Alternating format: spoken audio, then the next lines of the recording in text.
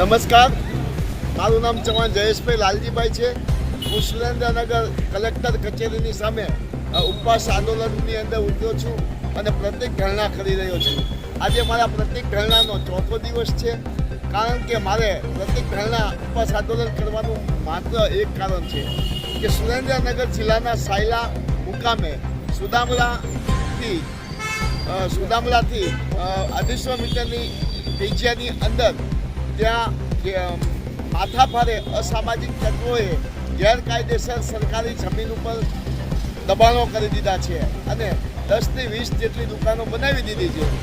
અને આ દબાણોને ખુલ્લા કરવા માટે સુરેન્દ્રનગર જિલ્લાના કલેક્ટર, સુરેન્દ્રનગર જિલ્લાના વિકાસ અધિકારી, સુરેન્દ્રનગર જિલ્લાના લીંબડીના પ્રાંત કલેક્ટર, સાયલા મામલતદાર સાહેબ ને અનેક વખત મેં રજૂઆતો કરી છતાં દબાણ ખુલ્લા કરવાની રજૂઆત કરી હતી અને જે સરકારી જમીન ઉપર ગેરકાયદેસર દબાણ કરનાર સામે લેન્ડ ગ્રાબિંગનો ગુનો દાખલ કરવાની રજૂઆતો કરી હતી.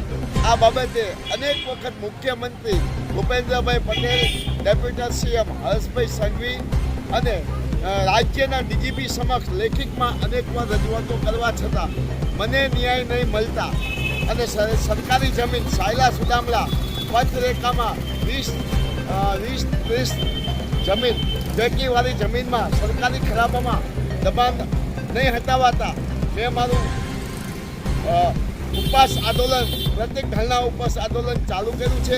ચોથો દિવસ છે, પરંતુ આજે મારી છાવણીની કોઈ પણ કલેક્ટરે, જિલ્લાના વિકાસ અધિકારીએ, જિલ્લાના પોલીસ વડાએ, મામલતદારે કે લીંબડી પ્રાંતે કોઈ પણ અધિકારીએ આજ દિન સુધી કોઈ મુલાકાત લીધી નથી. જ્યારે